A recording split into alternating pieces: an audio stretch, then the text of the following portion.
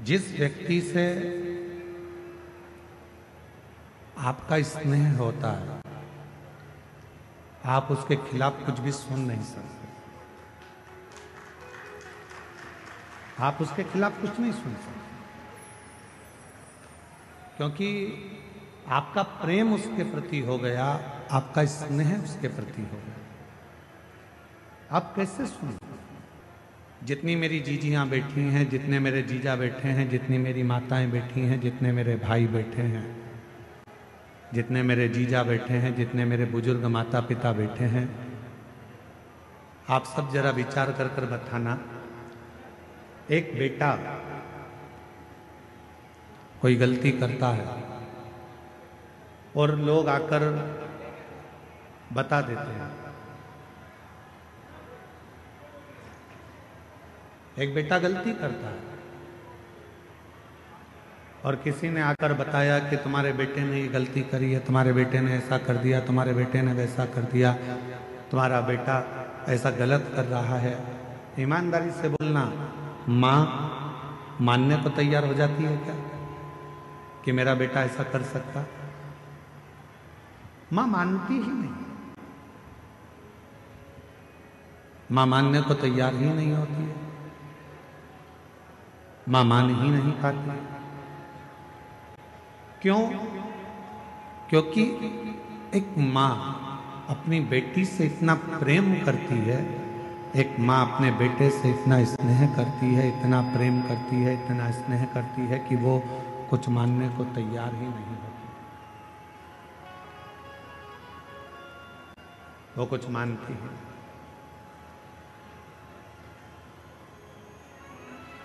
प्रेम जब बहुत ज्यादा मात्रा में बढ़ जाता है, स्नेह बढ़ जाता है, तो हमें अवगुण नजर नहीं आते, हम उसमें केवल गुण ही देखते हैं।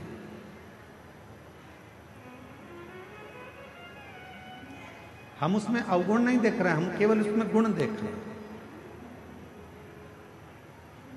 हम आपसे एक बात पूछें, जरा उत्तर दें।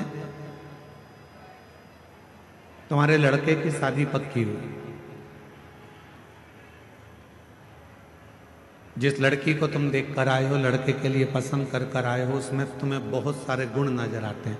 आते से कहते, गुरुजी इतनी अच्छी लड़की है, एकदम बढ़िया, दिखने में भी सुंदर है, एजुकेशन अच्छी है, पढ़ाई अच्छी है, हाइट पर्सनालिटी अच्छी है, बोलने चलने में अच्छी है, वो सब तरह से श्रेष्ठ है।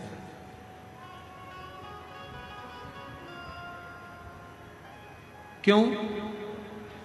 क्योंकि आपने उस लड़की में गुण ही गुण देखे, इसलिए आपको उसमें केवल गुण ही गुण नजर आ रहा है, केवल गुण ही गुण नजर आ रहा है। और कुछ समय के बाद जब लड़की शादी कर कर आपके घर में आ जाती है, विवाह कर कर आ गई, 2-4 साल निकल गए, फिर उसके सारे गुण कहाँ चले जाते हैं? अब आप उसमें गुण नहीं देख रहे, आप उसमें अब दिन भर सुबह से शाम तक अवगुण ढूंढने का प्रयास कर। दिन भर हम उसमें अवगुण ढूंढ रहे हैं, दिन भर हम उसमें अवगुण देख रहे हैं, हम उसमें गुण नहीं ढूंढ पा रहे, हम उसमें अवगुण ढूंढ रहे। पहले वही बहू 7 बजे उठकर आती थी तो तुम कुछ नहीं कहते थे, अब वही बहू 7 बजे उठती है तो तुम्हें लगता है कि बहुत देर से उठ रही। लड़की वही है, पहले हमने उसमें केवल गुण देखा और अब हम उसमें अवगुण देख रहे हैं। अब हम उसमें गुण नहीं देख पा रहे, अब हम उसमें अवगुण देख रहे हैं। थोड़ा सा भी भोजन बिगाड़ दिया, थोड़ा सा भी भोजन बिगाड़ दिया तो कह दिया तुम्हारे बाप ने यही सिखाया।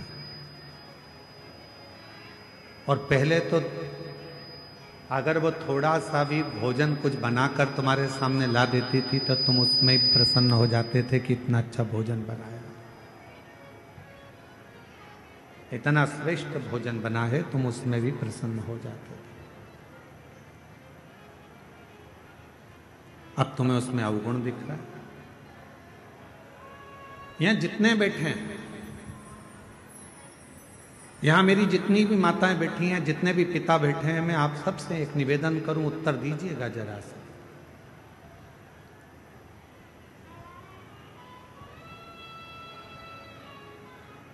तुम्हारा दामाद, तुम्हारी बेटी का पति तुम्हारी बेटी को घुमाने लेकर जाए तो तुम्हें कैसा लगेगा? अच्छा लगेगा कि बुरा लगेगा? जम के तो बोलो, अच्छा लगेगा। पड़ोसी से कहोगे इतना अच्छा दामाद मिला है, मेरी बेटी को खूब घुमाता, खूब घुमाता। और अगर वही काम तुम्हारा बेटा करे और तुम्हारी बहू को घुमाने ले जाए तो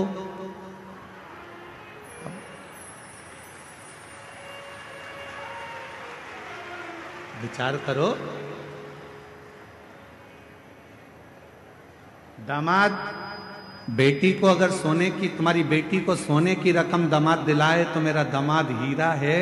अभी दिवाली पर उसने मेरी बेटी को सोने का हार दिलाया, रानी हार दिलाया। और वही काम तुम्हारा बेटा करे और तुम्हारी बहू को सोने का हार दिला दे तो तुम्हारा भगोने जैसा मुंह हो जाए।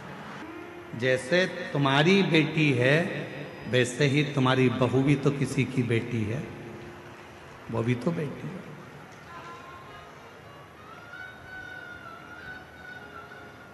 फिर दो मुख क्यों? फिर दो विचार क्यों? फिर दो दृष्टि क्यों?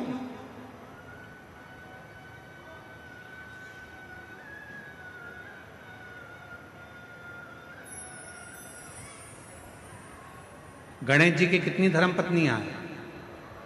जम के बोलो जरा। दो। क्या नाम है? सिद्धि। किसी ने शंकर भगवान से कभी पूछा कि भोलेनाथ जी, आपने अपने गणेश जी के लिए, बेटे के लिए दो पत्नी क्यों ढूंढी? मां जगत जननी जगदम्बा अम्बा मां पार्वती जी, आपने अपने बेटे के लिए दो बहू क्यों ढूंढी? किसी ने पूछा कभी गणेश जी महाराज से कि गणेश जी, आपके लिए आपके माता पिता ने दो पत्नी क्यों ढूंढी? क्या आपके लिए एक धर्म पत्नी श्रेष्ठ नहीं थी? फिर आपने दो पत्नियों को क्यों धारण किया, दो पत्नी क्यों रखी? तो कोई देव अधिदेव महादेव से पूछे तो देव अधिदेव महादेव एक बात कहते हैं कि मैंने अपने पुत्र गणेश के लिए दो पत्नियां इसलिए ढूंढी हैं क्योंकि गणेश जी को बुद्धि का देव कहा जाता है, और बुद्धि कभी भी इधर उधर भटके ना। दोनों ओर अगर बुद्धि जाए भी तो दोनों ओर रिद्धि और सिद्धि होना चाहिए, दोनों ओर बुद्धि को संभालने के लिए होना चाहिए।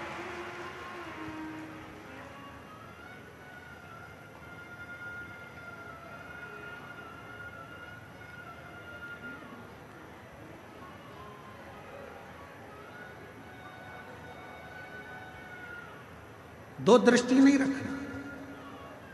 हमारी बुद्धि दो तरह से बढ़ जाती है। बेटी और दामाद के लिए हमारी बुद्धि कुछ और कहती है, और बेटा और बहू के लिए हमारी बुद्धि कुछ और कहती है। तुम्हारा दामाद, तुम्हारी बेटी बीमार पड़ गई, तुम्हारी बेटी बीमार पड़ी और तुम्हारा दामाद उसको हॉस्पिटल दिखाने ले गया। तुम्हारा दामाद घर में पोछा लगा दिया, तुम्हारे दामाद ने झाड़ू लगा दी, तुम्हारे दामाद ने चाय बनाकर पिला दी, और तुम उससे मिलने गए। मेरा दामाद इतना हीरा है, मेरी बेटी बीमार पड़ गई तो इतनी सेवा कर रहा, इतनी सेवा कर रहा, और मालूम पड़े तुम्हारी बहू बीमार पड़ जाए और तुम्हारा बेटा वही की वही करे तो मेरा बेटा तो लल्लू हो गया।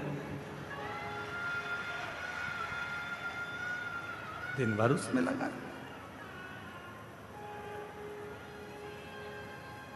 दिन भर। दो बुद्धि नहीं चाहिए। रिद्धि सीधी के दाता गजानन तुम्हें सबसे पहले हमारा नमस्कार है। रिद्धि सीधी के दाता गजानन तुम्हें सबसे पहले हमारा नमस्कार है।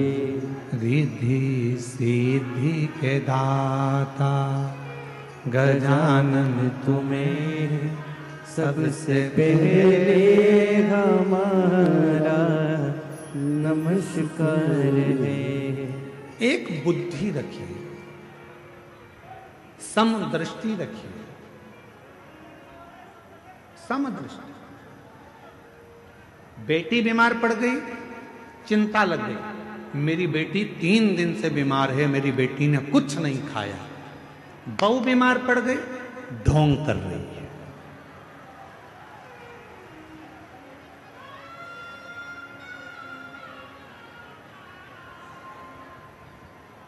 दो बुद्धि नहीं चाहिए, दो दृष्टि नहीं चाहिए, दो विचार नहीं चाहिए। एक मन, एक बुद्धि, एक चित्त, एक विचार, समभाव होना चाहिए। समभाव। जब हमारी जिंदगी में हम समता का भाव रखेंगे, तब हमारे जीवन में देव अधिदेव महादेव कृपा करना प्रारंभ कर देंगे और हमारी जिंदगी को श्रेष्ठ बनाएंगे। हम समता का भाव ही नहीं रखते।